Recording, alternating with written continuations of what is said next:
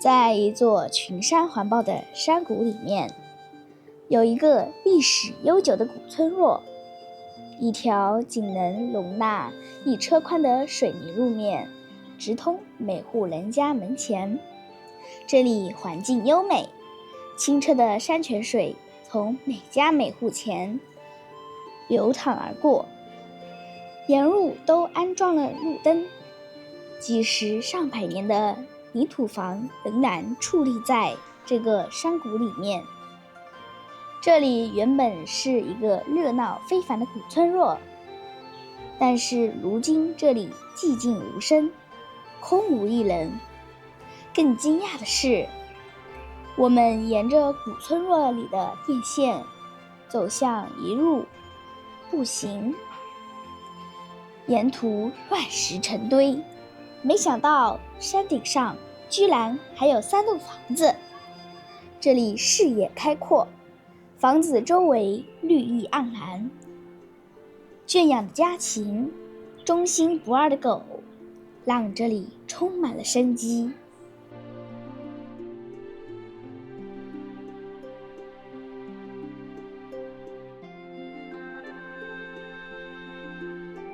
新年新气象 ，Hello， 大家好，我是安兰，祝大家朝朝远，岁岁安兰。今天我们要去探访一个古村落，我们一路驱车前行，来到了湖南大山的山谷深处。在这里，我们就可以看到有2栋泥土房，在房屋的旁边还有电线杆，这里不知道是否还有人居住。另外，我们在这里还有无人机做了探寻，在我身后那座山的山顶上，居然还有几栋房屋，并且在房屋的旁边还开垦了菜地，肯定是有人居住的。所以我们先到我身后这2栋泥土房先去看看，然后再徒步登顶，去山上拜访那2户人家。嗨，大家好。今天呢是周末，我带着安兰来到了一个湖南大山的山谷里面。这个山谷是一条水泥路面，一直通到这个最深处，但是再往前行100米的样子就没有水泥路面了。刚刚安兰说的，在山顶上有几栋房子这是我们今天要去拜访的目的地。但是我们在这个山谷深处居然还看到了有几栋泥土房，所以我们先沿着我脚下的这一条小路，这上面呢这条路呢，居然还打了水泥，所以看上去这个房子应该还是有人居住在上面，甚至我们先看看这个房子周围的情况。这个地基呢，全部都是用石料。然后我们这一棵树呢，就是一棵比较有年月的、有时间比较久的一棵枇杷树了。这个枇杷树还比较大。这里呢是芭蕉树，如果是没有人来照料的话，这些芭蕉树呢很难再结芭蕉了。尤其是天寒地冻的湖南，尤其是深山里面，因为本身芭蕉它只适合在广东海南云南、广西这些地方。现在我们可以看到这个房子了，上面还有衣服。我们看看有没有人居住。这栋房子呢，就是房门大开。那么这样子看下来，这栋房屋应该是没有人住了。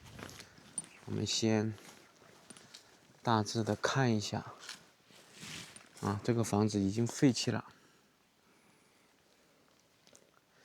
上面是泥土房。好，我们先去右侧这个房子看一下。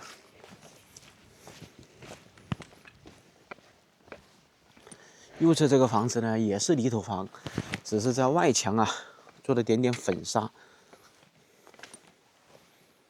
上面都还晒的有衣服。我们看看这栋房子看上去应该也是没有人住了。我们看看旁边这里面的情况。啊，这里面有一副素材，冰箱、洗衣机、柜子。我们看看这一侧。这侧呢上了锁。这样看起来，以前这栋房子面积还挺大的。这一边呢，应该是倒塌了，然后现在空出来了。这个水已经脏了，那么我们可以断定这栋房子也是没有住人了，只是上面的瓦片全部换成了新的了。好吧，我们去前面的山谷，然后沿着山谷的一条路直达山顶，去山顶上面的那2栋房子去看一看呢。这下面呢，就是类似于梯田的形式，包括镜头的正前方。看看这上面，居然都还有50年前的雨露，看到了吗？看到。所以这个房子最少都有60多年了。因为这个房子年代比较久了，而且上面的泥土房都快要垮塌了，我们就不进去了，比较危险。这一侧呢，以前应该是菜园子了。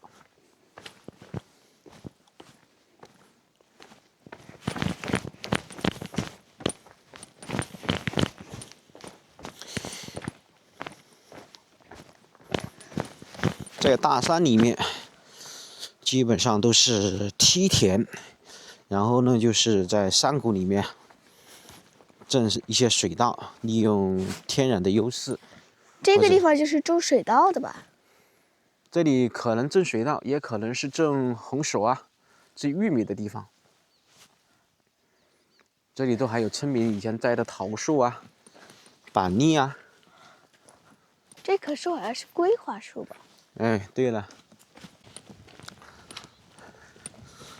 左侧呢就是一条山泉水，一条小溪。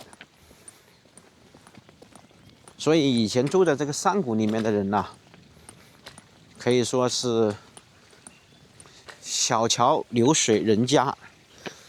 看镜头前方就是一条搭建的便衣桥，用电线杆搭的。这个溪水非常的清澈。在镜头的正前方，我们又看到房子了，因为这个电线一直往山谷里面延伸。我们看看这个电线会不会通到山顶，我们待会儿去看一下。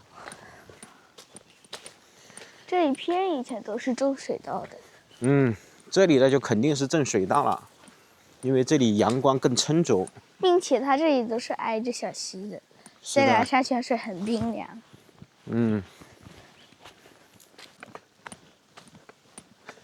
好，我们可以看到这里有几栋房，我看看，那边都还有3栋房子，都是2层的楼房。爸爸，这个是什么？楼尾，这是楼尾。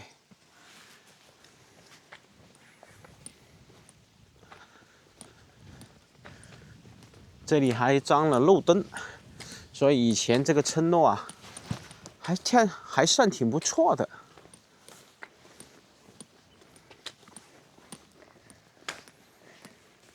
我们先去大致看一下这3栋房子。你看每个房子下面的这个地基，全部都是这种石块。我们先从左边上去看一看。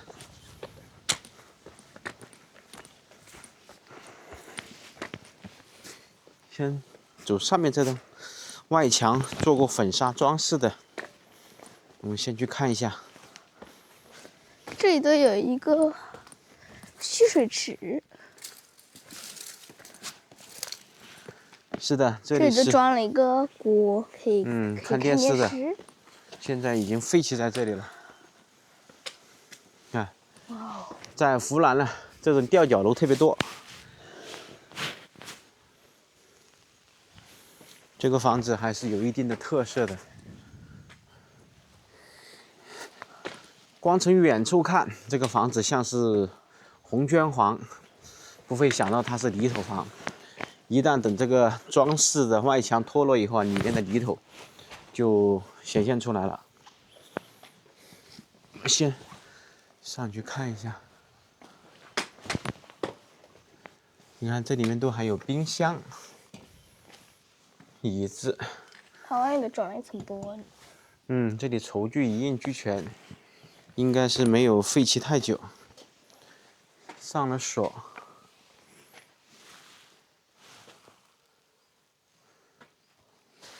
而且这些房子前面的这个草坪都打了水泥路面。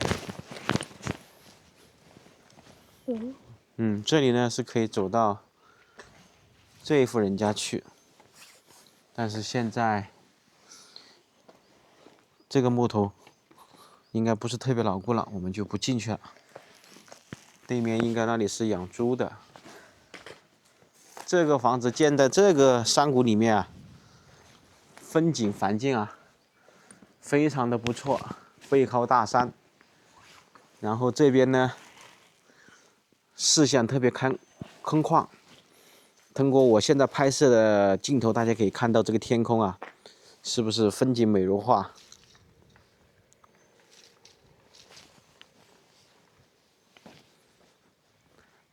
而且这些瓦片啊，我们可以看到啊，都是做了一些修缮的，要不然呢，这些房子啊，尤其是泥土房，只要3年不住人，就会出现垮塌的情况。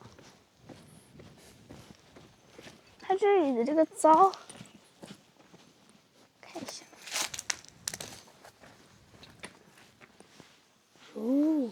从这个微型锅上面可以判断，这栋房子应该搬离的时间不会太久。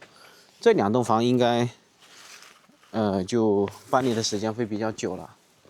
我们进去参观一下。这里都还放了那种煤。这是煤炭，可以取暖用。上面有马蜂窝。哎，对了，这是厨房。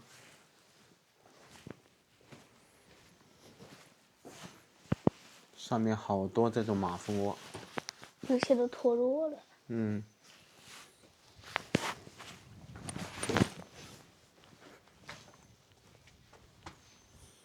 好吧。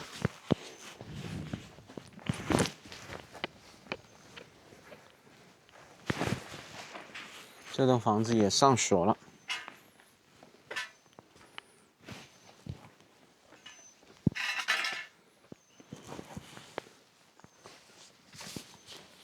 要是把这3栋房子啊重新装修一下，住在这个位置啊，还真的挺不错的。无论是从周围的环境，还是交通便捷性，以及生活的便捷性来说啊，这里都还算不错了。你看，有路灯，有水泥路面，周围空气清新，群山环绕，阳光充沛。然后呢，周围啊这些瓜果蔬菜啊都可以种植，下面呢就是一条清澈的山泉水，所以在这个地方来养老啊、居住啊还是非常不错的一个好地方。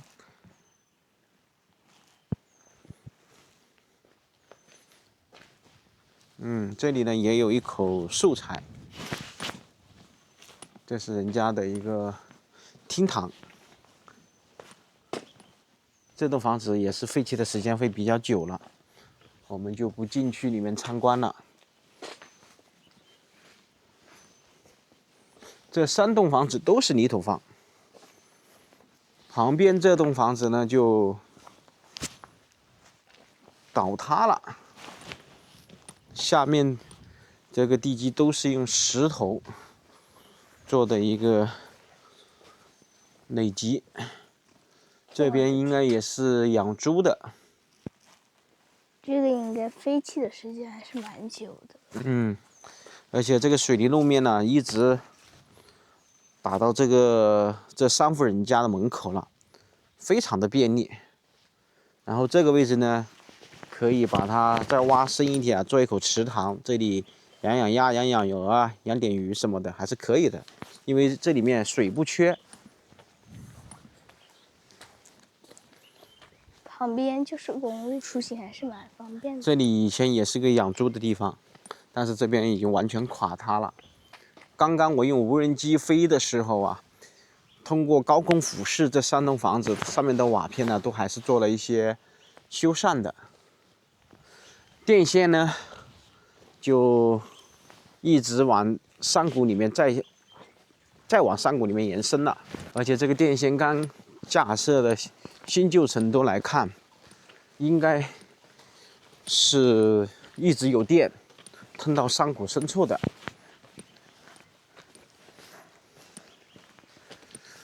前面的这么深的杂草，以前这里都是良田来的，但是没人管了。这里呢也是一座便民桥。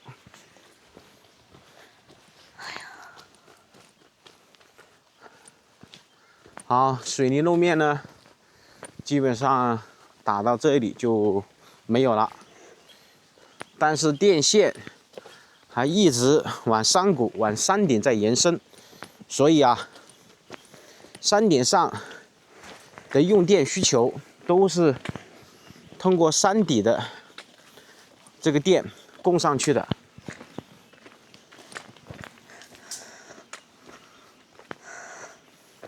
而且电线是没有废弃的，一直在使用。好，我们走到这个位置，就是泾渭分明了，前面就是一条山路了。这一节就是水泥路面，所以我们要到山顶那2户人家去，就需要非常多的体力了，肯定这个路啊非常不好走了。我们开始在这里准备做一点点小的修整，然后登上山顶去。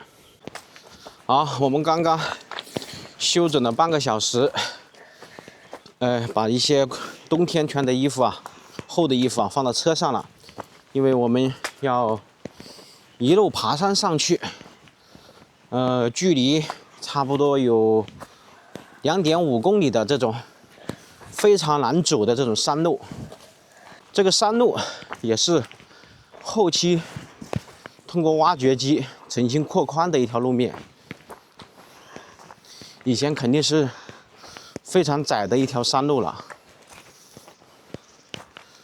住在山顶上的那2户人家，他们以前上下山，这里是一条必经之路，但是自从当地的政府啊在山顶上准备要建风力发电站，上面所有的路面都挖通了。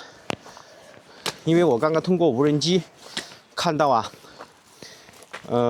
公路直接是通到了这个山顶上的2户人家的家门口了，所以这条路面啊，山顶上的人他们基本上已经不走了，所以这条路慢慢就会荒废掉。当然，对于那些徒步登山的驴友来讲，喜欢户外探险的朋友们来讲呢，这个地方啊是不二之选。到夏天到这个地方来溯溪，来这里游山玩水，还算是不错的一个地方。山底下的这个电线从下面一直布下来，布到这个电线杆的位置的时候，这里面啊，我看到啊是做了一个卷接，然后呢，电线这里呢是用一个桶啊，直接走底下的形式，一直通到山顶。所以现在我可以100%确认，山顶上那2户人家他们的用电需求，全部是从这个山顶一路牵上去的。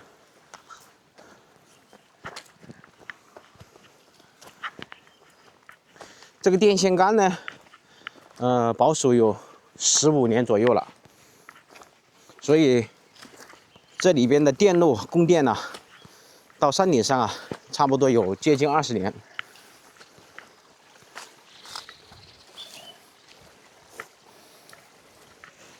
我们停下脚步，这个山泉水流淌的声音，真的非常治愈人的心情。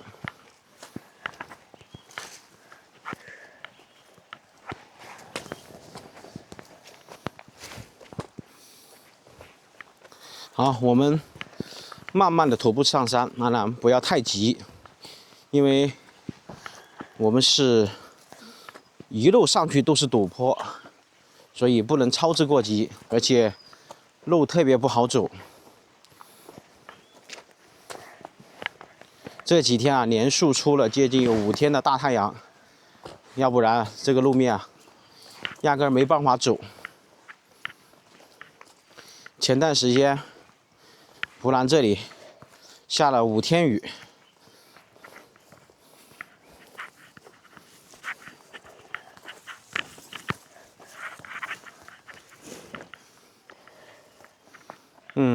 这里，应该是后期修了一个小的堤坝，将这个山谷里面的溪水啊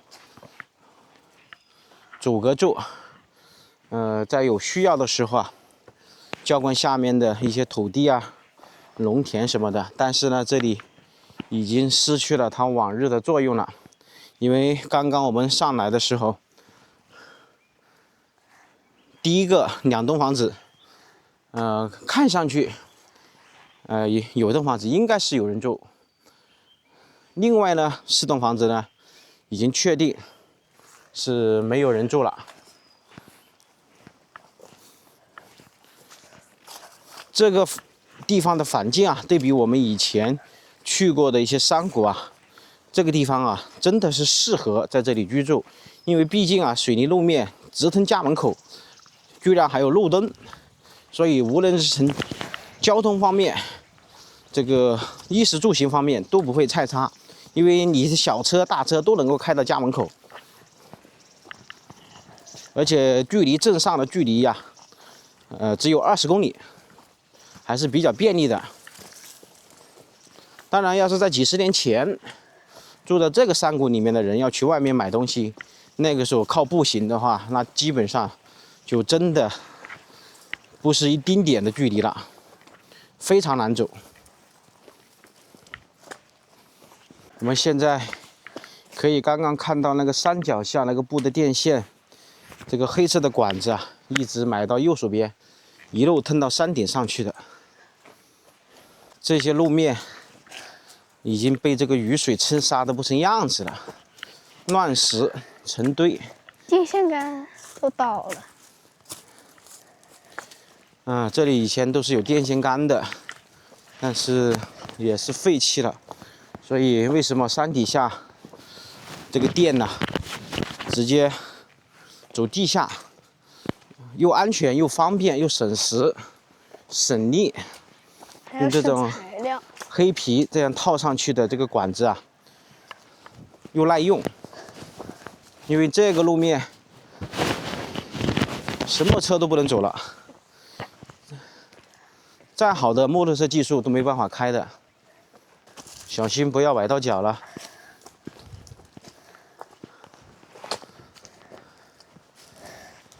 冷不冷？不冷。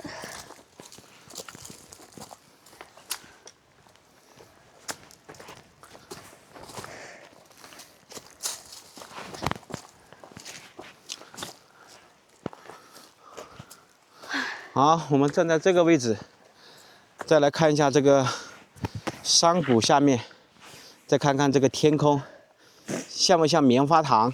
是的，一小块一小块的。哎，特别特别美，对不对？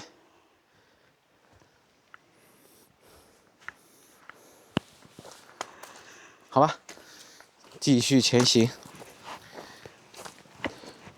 这座大山的高度到我们现在这个山谷的垂直距离是350米左右。因为我刚刚用无人机飞一下，我的无人机的高度不调到450米到500米，就会有炸机的风险了。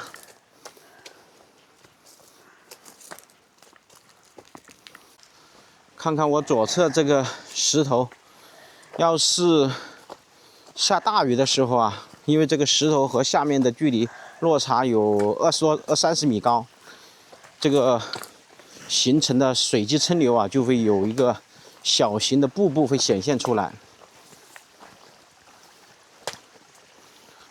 这条路面要是到了春夏的时候啊，不建议大家来，因为这里会很多杂草，特别不好走。虽然目前我们看起来这个路面有接近3.5米宽，来看看这边的一些树木，一旦爆发山洪，全部就撑成这个样子了。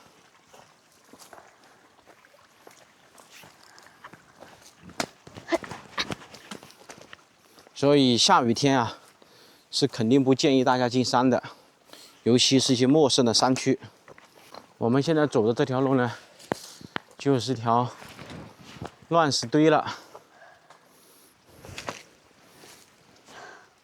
小心不要崴到脚了。哎呀，前面全都是对碎石头。这里下过雨了，这里的石头全都被冲成很难走的路。但是以前住在这里的人，他只有这一条路可以走，那就说明以前住在这里啊，生活的十分的艰苦，尤其是到雨季的时候。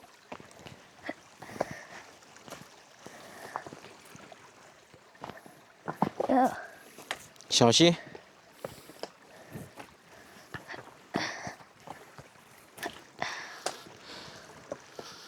看看，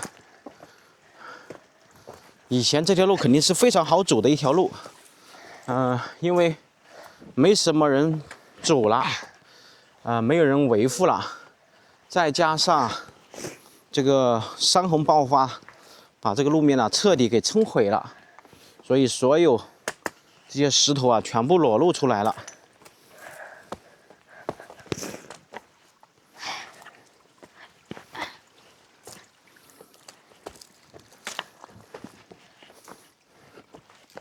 真的是丛林探险啊！你看，再大的山洪，这个电线呢，没有受到任何影响。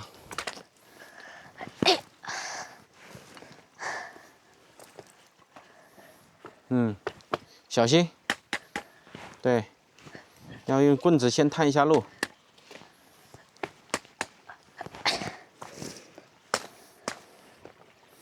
这是我们进入山区以来第一次走这种乱石堆的山间古道。为什么我把它叫成山间古道呢？因为以前山上面的人，他们要到山下来买盐呐、买日用品呐、必须要走这条路面。而且山上住的人最少都有100来年了，100多年的路，肯定能把它称为一条古道了。只是现在这条古道变成乱石堆了。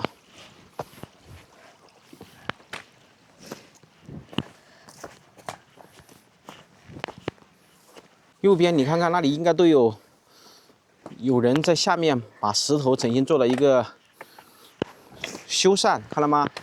就方便进出。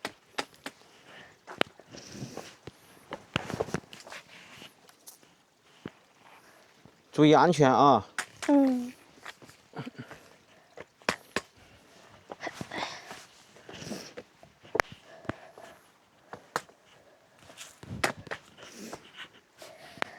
我们是不是听到狗叫了？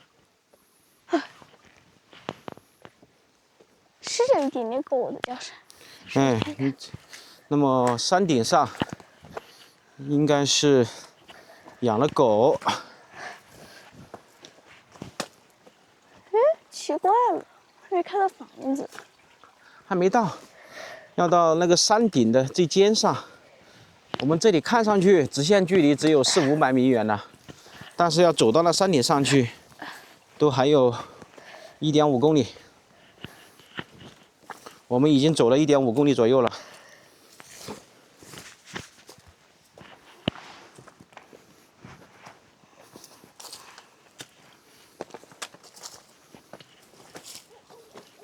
越来越清楚了。在这里，这个狗的叫声就听得非常的清楚了。这个狗的叫声是1条狗还是2条狗？好像只有1条狗。听得出来吗？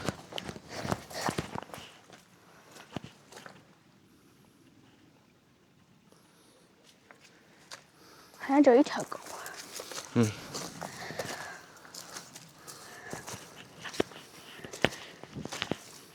爸爸，你有没有发现？只要我们去山区靠近房子的话，旁边就会有这种棕榈树。哎，对了。那么，住在山里面的居民为什么要种棕榈树呢？实际上啊，它里面的白色的那种茎，它是可以吃的。在当时，如果没有丰收的话，就可以砍掉它们，然后当做粮食来吃。啊，这个可以确定吗？可以确定。啊，这个知识是从课文上还是从电视上？从电视上学到的。啊。另外还有芭蕉树也是。啊。那好吧，我们继续前行。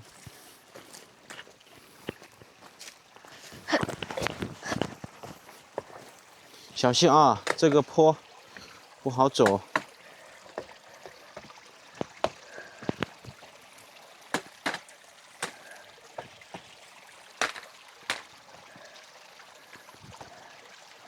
不要崴到脚了啊！哦，我想一想怎么走。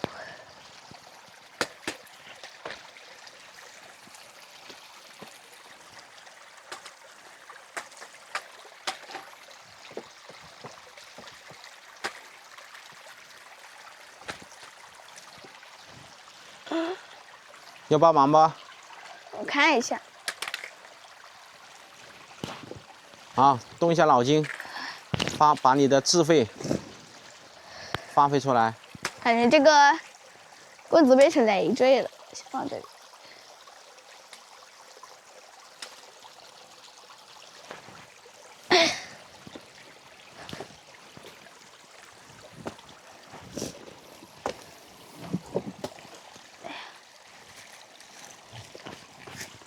溪水真的近在咫尺了。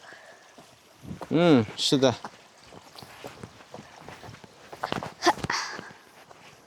真的，我刚刚那片地方都是手脚并用才能艰难的爬上来。哎，这个地方对于大人而言呢，轻而易举就能上来；对于小孩子啊，就很麻烦了。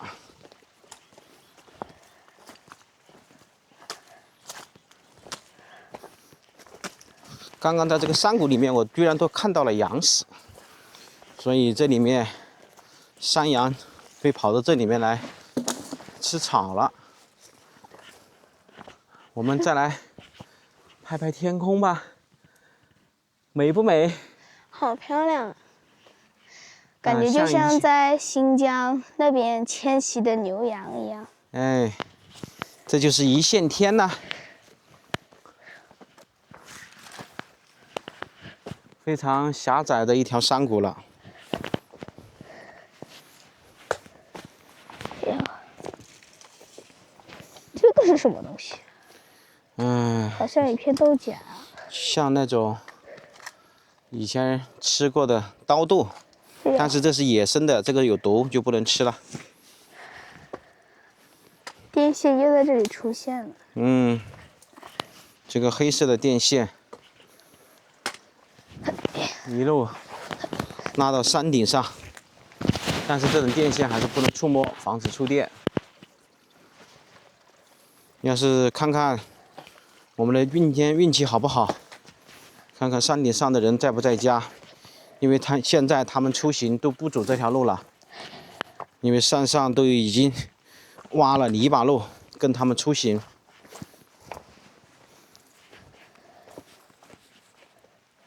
待会问一下他们，他们用的电是不是还是通过这个黑色管子供上去的，还是说山顶上又重新接了新的电？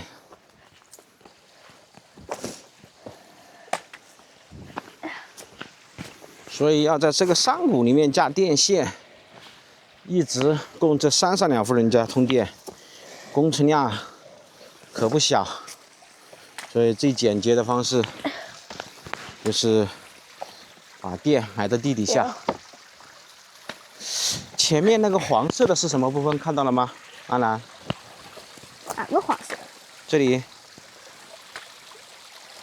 哦，这个石头是雨水抻擦出来变成金黄色了，对不对？这个地方也是。嗯，不行。好吧。哎，我洗个手。冰凉刺骨。要是夏天过来就会凉爽啊。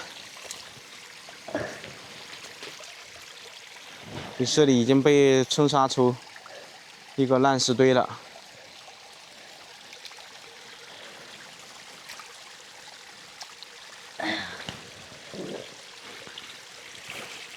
我们在这里休息一下，还是继续前行？休息一下吧。好吧。爬得好累呀。休整一下，我们已经走了40-50分钟了。好，继续前行。在这里休息了20分钟，补充了一点点能量。然后包啊，让我背一下。这一路上来，安南背辛苦了。这地上都还有板栗壳，这样子看来，这棵树是板栗树了。然后呢，这个电线呢，走到这里啊，就做了区分了。电线拉到这个位置，然后就成包裹的这个黑色皮套，分成2根线，然后牵到山顶上去了。这样看来，我们离山顶的距离，直线距离大概是400米，弯弯绕绕的距离还有1000米的样子。我们一路走下来，这条路面不是一般的难走。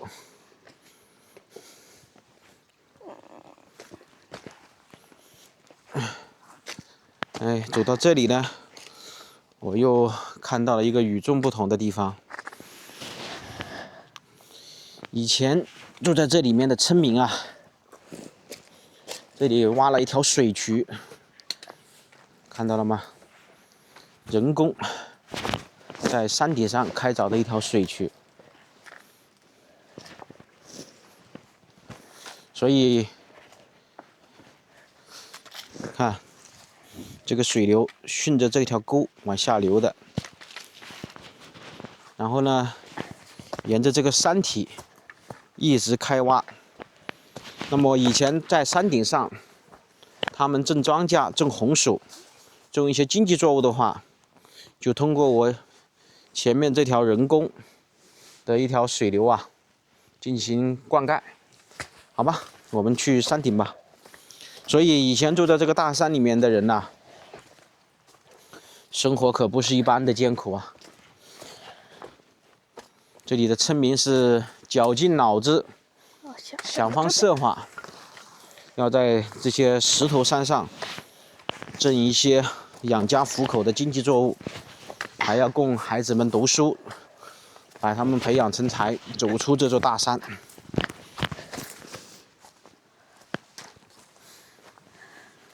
镜头的正前方，我们可以看到这个石头围起来的，这里呢以前应该也是一块农田了。狗叫又开始了。嗯，走这边还是走这边？走这边吧。这边不能走，这里已经没人走了。你看，走这边，这边更空旷。左边、右边，这里以前是一条古道，但是现在已经荒废掉了，上面都还有石头，可以一直走到山顶上去，但是已经荒废了，没人走了。我们就从左边这里走。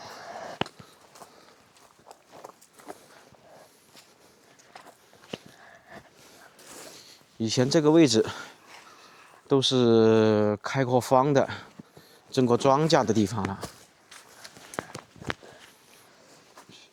以前山下的村民不走这条路，是走我刚刚那条路上去的。但是因为之前视频我有说过，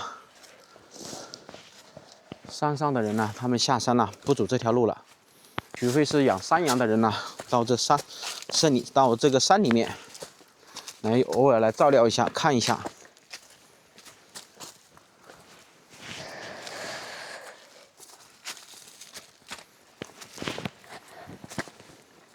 哎呀，又要开始上坡了。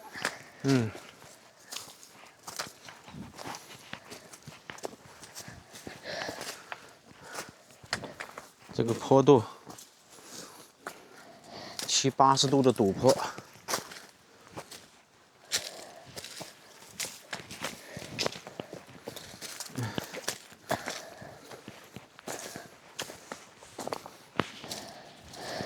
哎呀，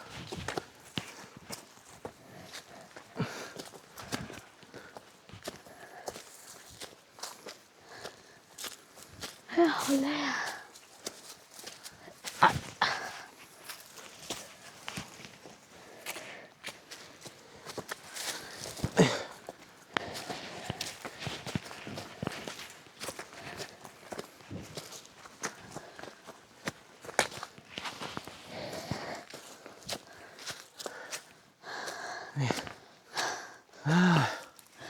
走到这个上面，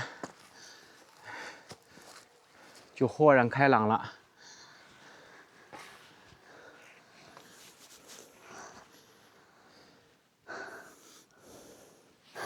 看，这以前左手边就是山谷。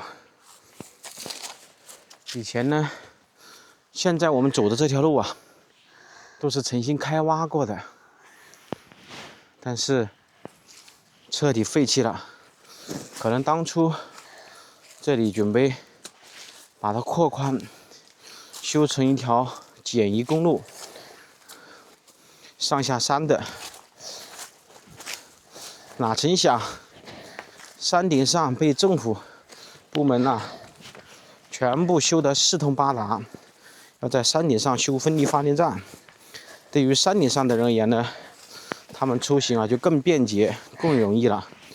那么我们现在走的这条路就是杂草丛生，荒废的不成样子了。哎呀，什么时候才到那栋房子那边？快到啦！这个狗的叫声越来越近了。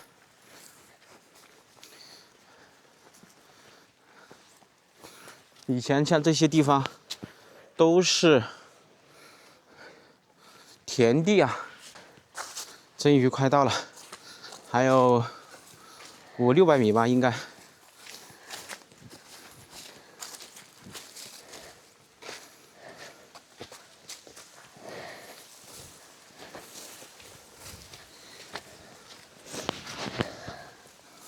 哎呀，豁然开朗啊！哎呀，这山顶上的风不是一般的大。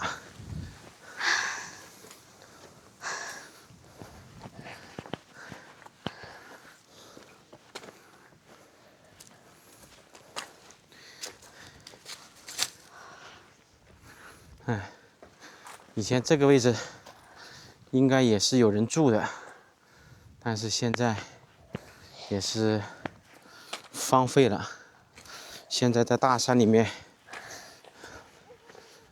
没有人愿意住了。看，我们能够看到山顶上的房子了，红色的瓦片，这样看来应该是新房子。哎呀，还有这么远，休息一下。这里我们都还能够看到电线。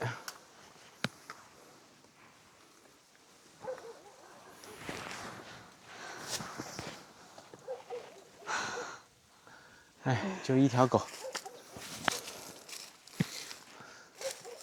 要是上面养了很多狗，我们还不敢上去，一条狗就不怕了。哎呀，这一云到达山顶了，欢迎我们的居然是一只汪汪。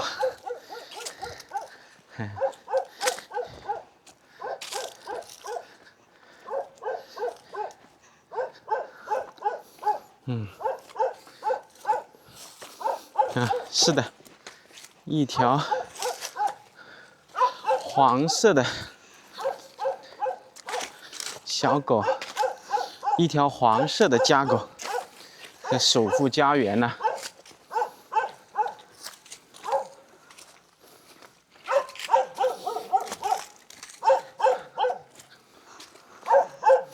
啊，这里接了好多山泉水管。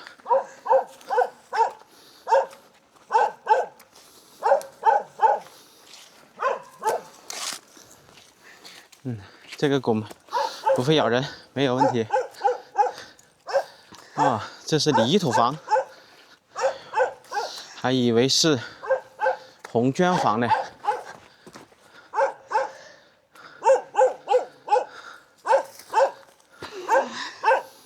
看样子主人不在家呀。哎，对了，这是废弃的一个冰箱，这个冰箱完全没用了。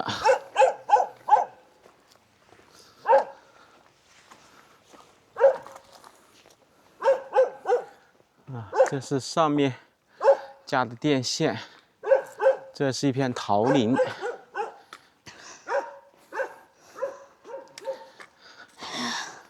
这里晒了好多衣服。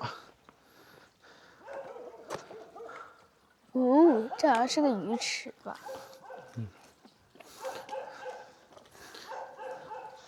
这里挖了一个水池。没有养鱼啊。那是蓄水的。有蝌蚪。有鱼吗？有蝌蚪。小蝌蚪。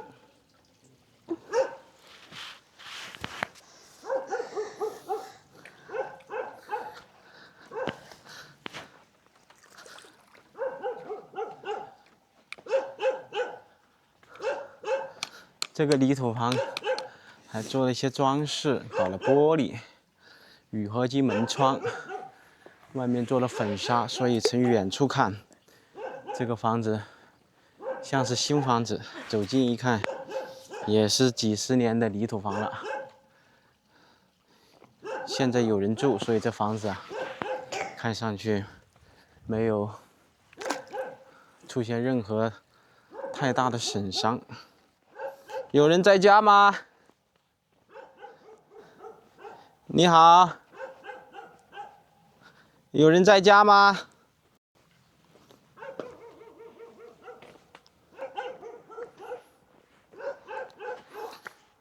这上面看上去是养殖山羊的地方，做养殖的。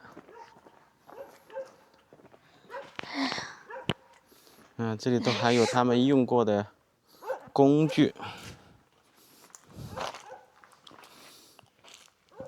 好臭。是的，山羊粪是好臭啊。前面这一棵树，最少是50、60年以上了。这是以前山羊睡觉的地方，把它拿出来。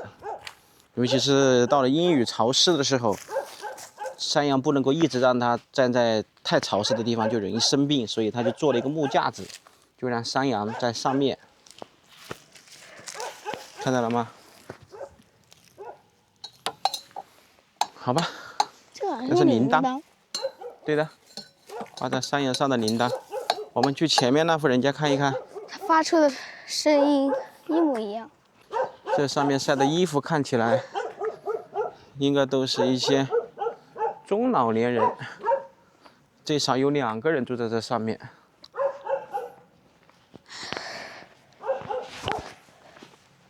看，站在这个山顶，再来看看山脚下，我们站在这个位置都还不是最高分，只能是半山腰。这个狗还是一只母狗，狗妈妈。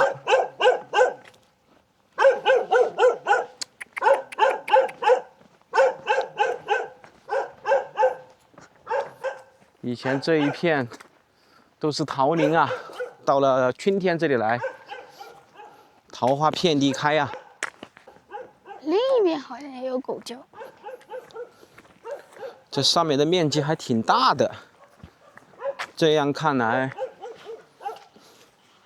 这上面住的人还挺多的，只不过现在都陆陆续续的都搬到城里面去了。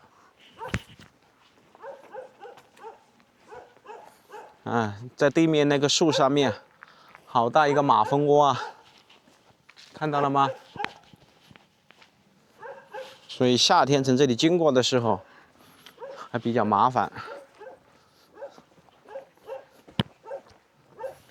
上面的电线杆还保留在这上面的，哇，这里好多小狗。那狗都爬到屋顶上去了。哦，好可爱！好多小狗仔，好可爱。嗯，往前走吧。啊，这上面就变成了什么呀？小狗窝。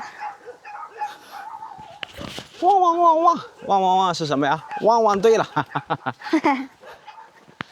好多狗啊，这户人家养的狗。前面呢，也是一栋泥头房。这里的水池好大。这个池塘应该是养了好多鱼的。这里还种了好多青菜。这养的应该有草鱼吧？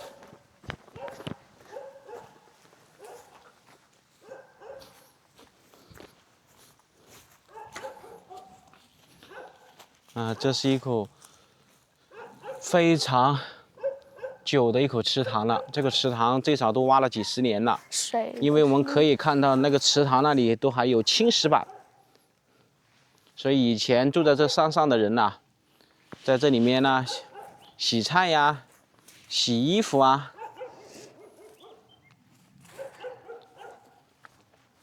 哦，这里有包菜、白菜苔。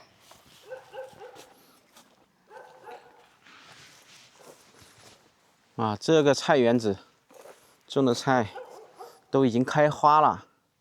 今年的冬天是一个暖冬，所以呢，很多菜呀都不是特别好，甚至我们还能够看到什么呀？茄子。这还有茄子树，上面都还结着茄子。芋头，我芋头已经可能被挖大家走了。不相信吧？寒冬腊月，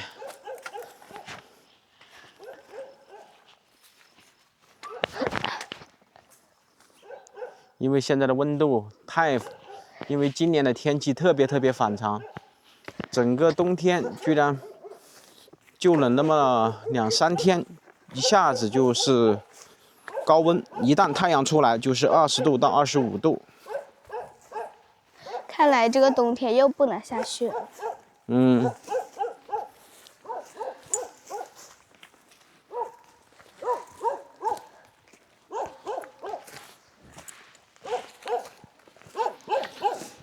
我们去这的泥头房看看。住在这个山里面的这2户人家呢，他们出行就是走这条路面了。这是一条泥巴路，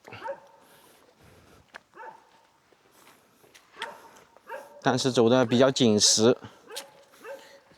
市区车、越野车走这条路没点问题，随时可以走到这里来。所以他们现在已经有这条路了。刚刚我们走的那条古道啊，就没有任何人走动了。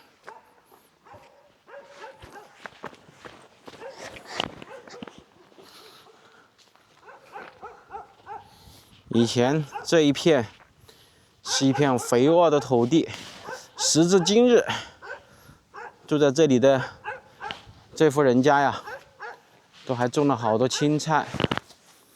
刚刚没上来之前，我们以为上面住了2户人家，这样看来，就只有2个人住在这上面了。这边好像都废弃了。这头泥头房彻底废弃了。好累啊！好吧，你在这里休息一下，你拿着你自己的衣服，我下去简单看一下。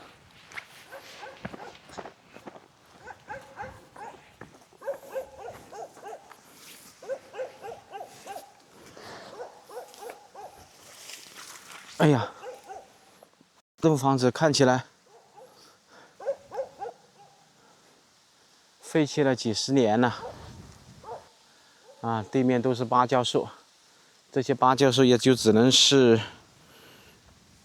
没有任何作用了。门口呢，青石板，然后一棵桂花树，废弃的电线杆。其实这栋房子啊，它的光线呐，然后它的位置啊，以及环境啊，真的没得说。而且这种泥头房，要是把上面的瓦片呢，重新修缮一下，把一些后梁啊、横梁啊，还有一些漏水的泥头啊，重新加以修缮，再把外墙啊做一些粉刷，这个房子再住个几十年没丁点问题，而且是冬暖夏凉，采光性和它所处的位置，可以说是整个上面最好的环境和位置。前面一览无余，非常的开阔，两侧呢都有高山，后面呢也是座高山。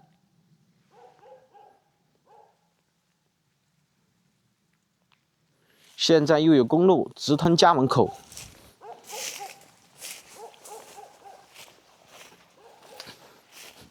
以前这里都是青石板，包括这一侧呢，以前应该是一个菜园子。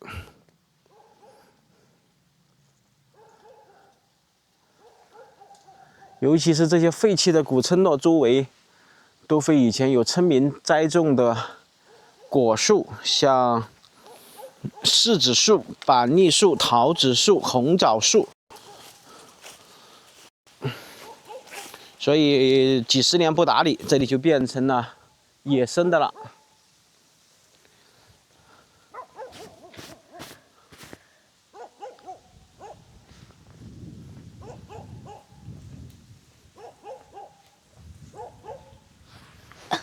好吧，我们下山吧，阿南。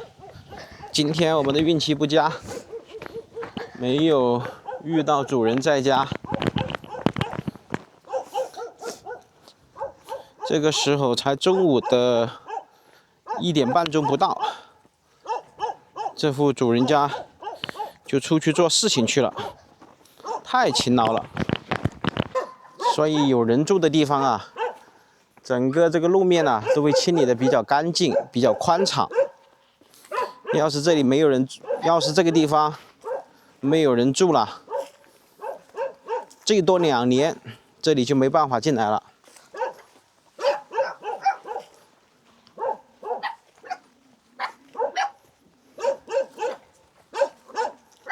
这里好多好可爱小狗狗，走吧。全是中华田园犬。哎，你想要不要一条？肯定想要啊。但是我们这里不适合养啊。爷爷奶奶家不是就有狗啊？是的。从这个路面上看起来，这里应该很少有机动车走动。摩托车为主，可能有3轮车吧，4轮车看不到有丁点的痕迹。应该是来收购山羊啊、收购山货的人呐、他们就会开这种4轮大货车到这户人家来收购。这一户人家所处的位置呢也还不错，前面视野也是比较开阔的。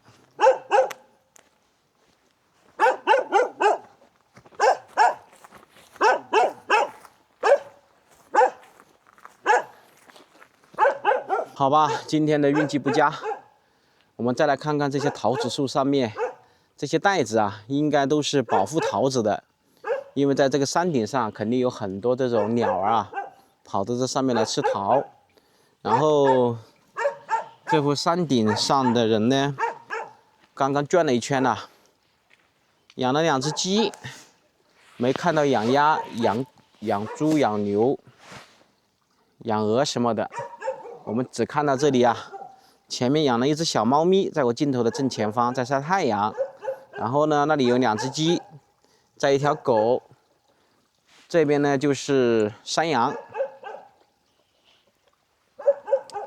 今天我们花了将近2个小时的时间徒步登顶，但是今天的运气非常不好，主人不在家，但是还是受到了热烈的欢迎。因为啊，主人家养的这条狗一直在冲着我们汪汪大叫。这里的环境十分的优美，空气也非常的清新。好啦，今天的视频我们就给大家分享到这里了，感谢大家的收看，我们下期视频再见，拜拜。